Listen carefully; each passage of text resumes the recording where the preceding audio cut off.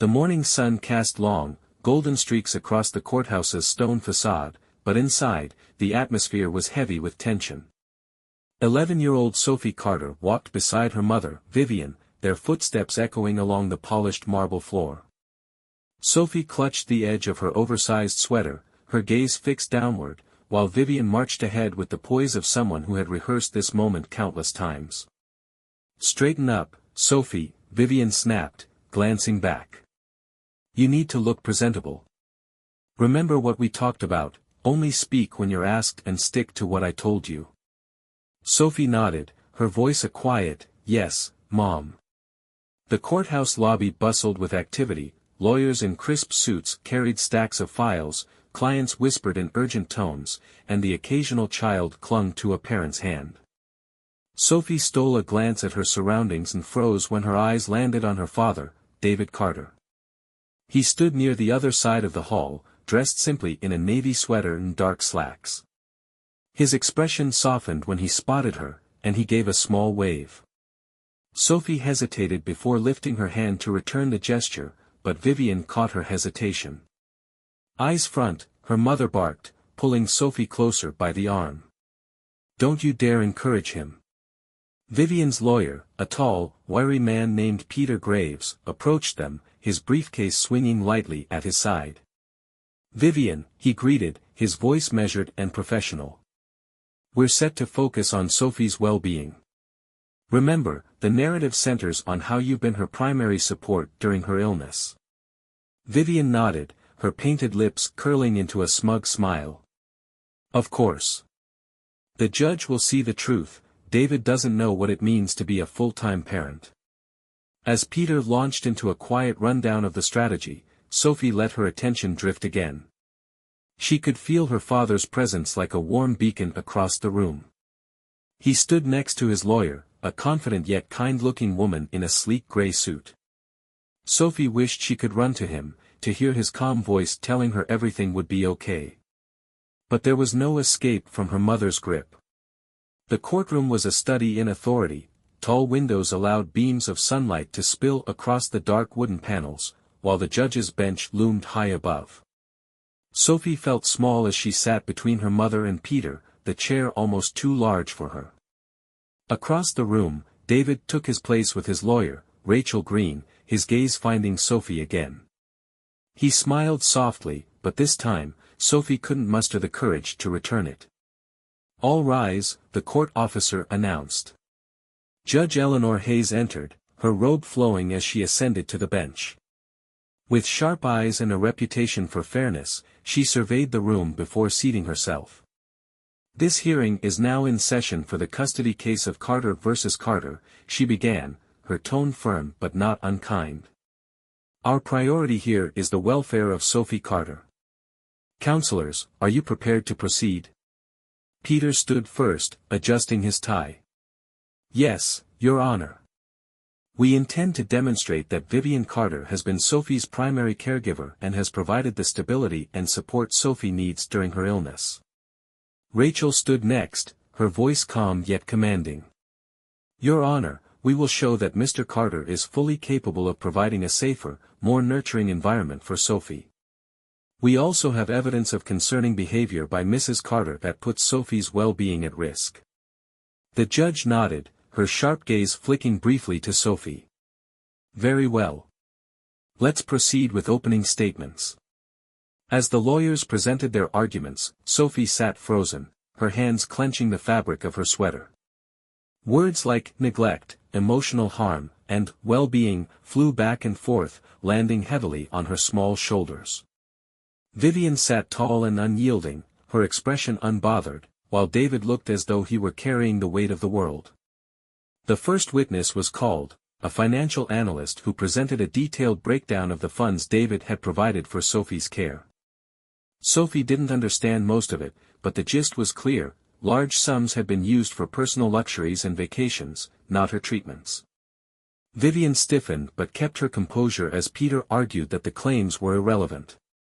Then Maria Ellis, Sophie's court-appointed advocate, took the stand. Her presence was calm but unwavering as she recounted her conversations with Sophie. Sophie has described feelings of isolation, Maria said. She also mentioned difficulties accessing her medication due to locked cabinets and inconsistent schedules. These reports, coupled with evidence of emotional strain, raise significant concerns. Vivian slammed her hands onto the table. "That's absurd," she exclaimed, her voice piercing through the courtroom. "Mrs. Carter," Judge Hayes warned, her tone icy, "one more outburst, and I will hold you in contempt." Vivian sat down abruptly, her face flushed with anger. Sophie flinched at the sharpness in her mother's tone, tears threatening to spill. Across the room, David's eyes met hers, silently reassuring her. The judge turned her attention to Sophie, her expression softening. "Sophie," she said gently, "would you like to tell us how you feel? Take your time, and remember, this is a safe space for you." The room fell silent, all eyes on the young girl. Sophie felt her mother's glare, heavy and full of unspoken warnings, but also her father's hopeful gaze. Her hands trembled as she clutched the edge of her chair. Her voice was barely above a whisper. Vivian leaned in ever so slightly, her jaw tight. Sophie swallowed hard, her gaze flitting to the judge, who nodded encouragingly. Finally, Sophie exhaled a shaky breath and spoke. "I just want to be happy," she said, her voice quivering but steady enough to be heard. "And safe." Her simple words seemed to hang in the air, more powerful than any of the arguments that had come before them. The weight of Sophie's words lingered in the courtroom, reverberating through the silence like an undeniable truth. Judge Hayes leaned forward slightly, her expression contemplative. "Thank you for your honesty, Sophie," the judge said, her voice warm yet measured. "Your courage means a great deal in helping us understand what you need." Vivian's face hardened, but she didn't dare speak. David, seated across the room, subtly exhaled a breath he hadn't realized he was holding. His lawyer, Rachel, placed a hand on his arm, signaling patience. "We'll now proceed with further evidence," Judge Hayes declared, her gavel tapping lightly. Rachel rose confidently, glancing at Sophie briefly before addressing the court. "Your Honor, we would like to present additional medical and behavioral records that align with Sophie's testimony. They provide clear evidence of neglect and emotional harm while in Mrs. Carter's care." Vivian's lawyer, Peter, quickly objected. "Your Honor, the records could be circumstantial at best. Sophie's health challenges stem from her medical condition, not any supposed neglect on my client's part."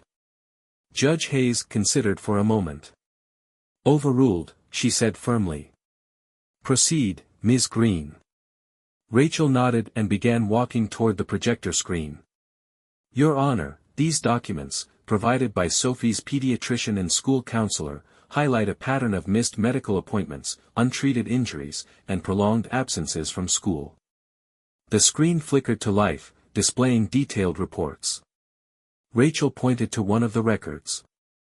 "This note from Sophie's pediatrician documents a missed chemotherapy session due to an inability to reach Mrs. Carter.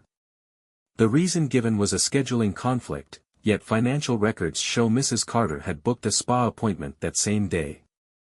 Gasps rippled through the courtroom. Vivian shifted uncomfortably in her seat, leaning toward Peter to whisper urgently. Her lawyer raised a hand, asking her to stay calm. Rachel continued. "Additionally, Sophie's school counselor has noted repeated instances of emotional withdrawal, coupled with concerning comments about her home environment." She gestured to a statement on the screen. "Here, Sophie mentioned being locked in her room for hours as punishment, even when sick." Sophie's head lowered further, her hands twisting in her lap. Vivian slammed a fist onto the table, earning a sharp glare from the judge. "This is all exaggeration," she spat. "Sophie is confused, she doesn't know what she's saying." Judge Hayes's gavel struck the bench with authority. "Mrs. Carter, that is enough. This is not the time for rebuttals. You'll have your chance."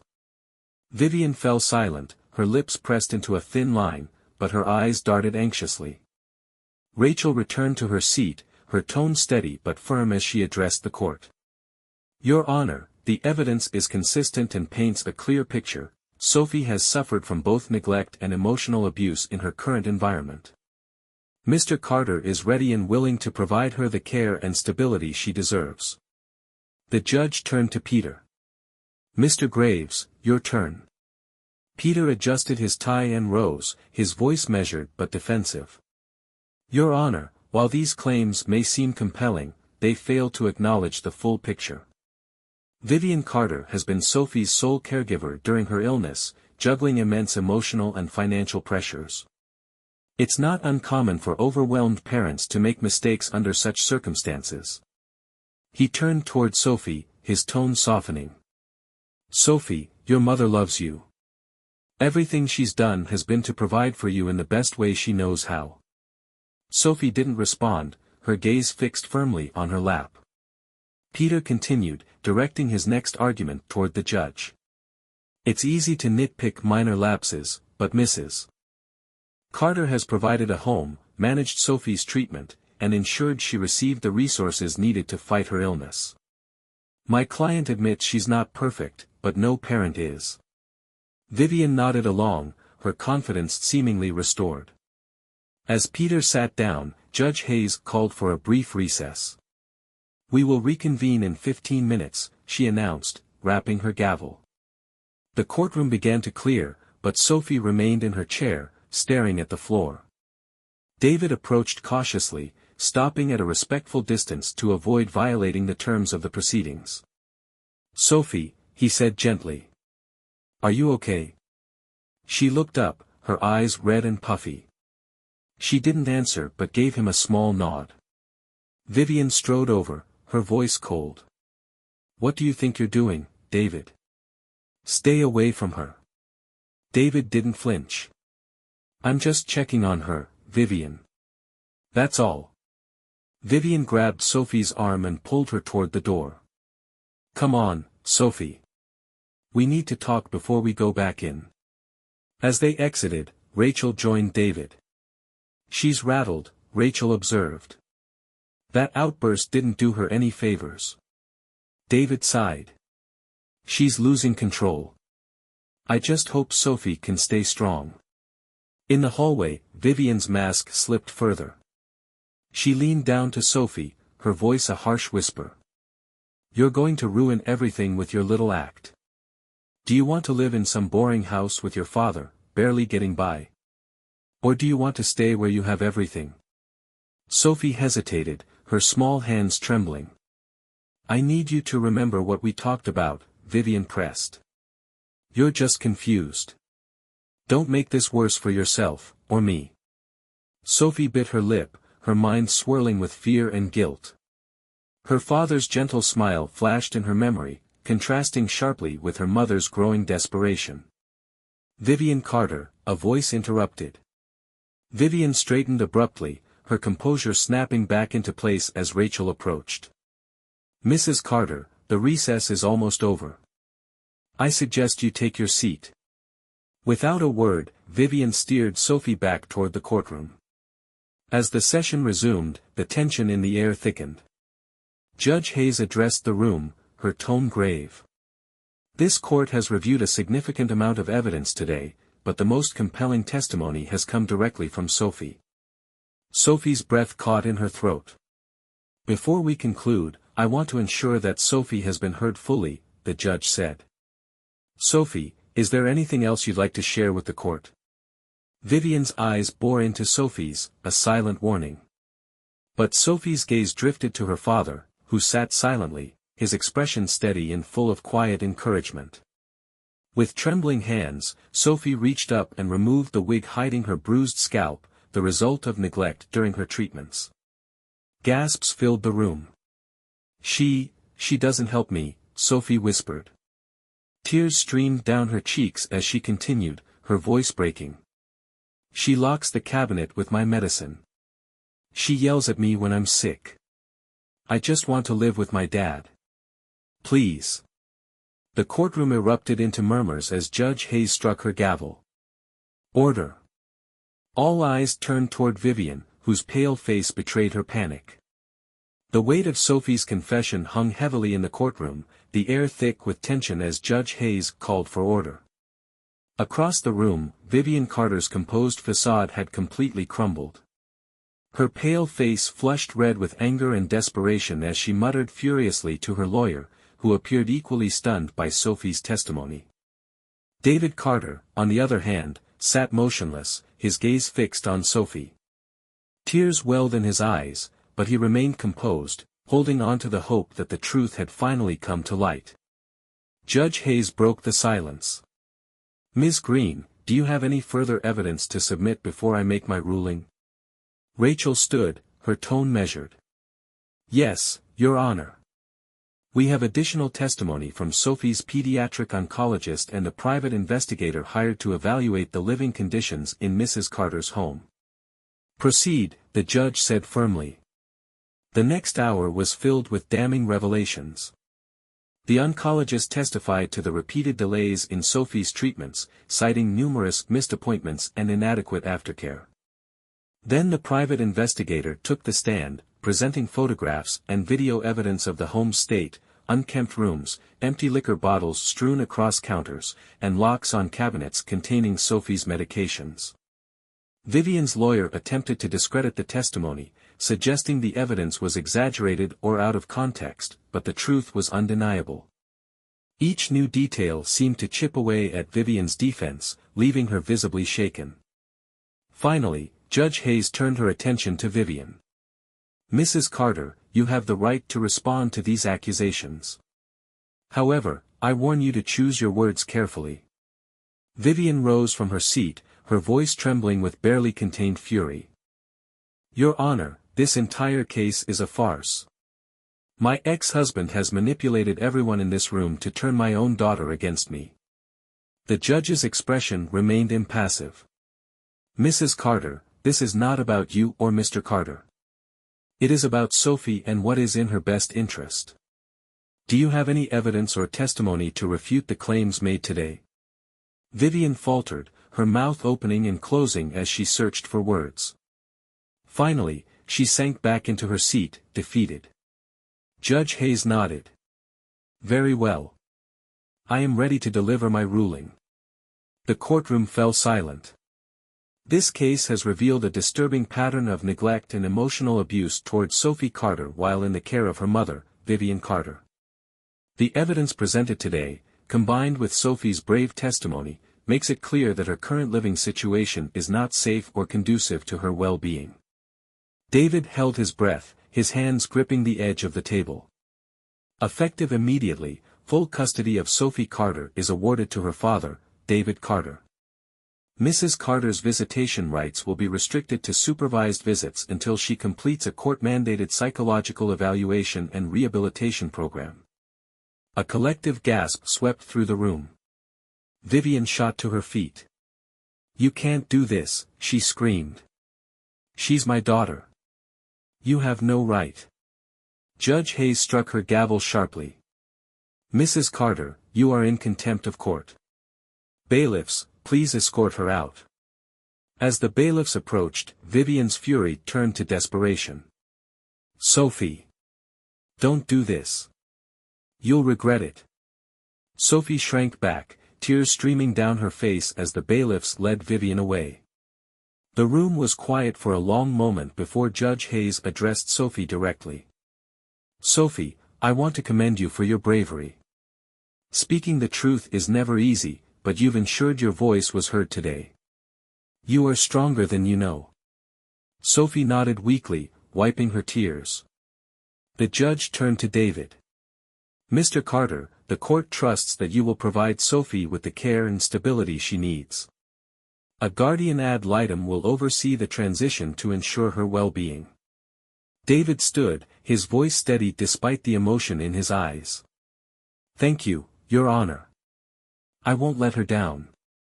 Outside the courthouse, the afternoon sun shone warmly, a stark contrast to the tension of the morning. David walked beside Sophie, his hand resting gently on her shoulder. "Are you okay?" he asked softly. Sophie nodded, though her eyes were still red from crying. "I think so." They reached David's car, and he paused, crouching down to her eye level. Sophie, I know this is a big change. But I promise, I'm going to do everything I can to make this a home where you feel safe and happy. Sophie's lips quivered as she looked at her father. Do you really mean it? You'll have time for me? Mom always said you wouldn't. David's chest tightened. Sophie, I'll always have time for you. You're my priority now and forever. For the first time in what felt like forever, Sophie smiled, a small, hesitant smile, but a smile nonetheless. When they arrived at David's house, Sophie's eyes widened at the sight of the backyard, complete with a swing set and a small garden. Did you do this? She asked. David chuckled. I thought you might like it. And there's a spot over there where we can plant whatever you want.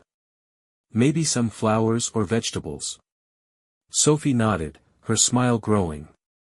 I'd like that. That evening, as they sat on the couch together watching her favorite movie, Sophie leaned against her father, feeling safe for the first time in years. The journey ahead wouldn't be easy, but for the first time, she knew she wasn't alone. In the quiet warmth of her father's home, Sophie realized she had found something she had almost forgotten existed: hope.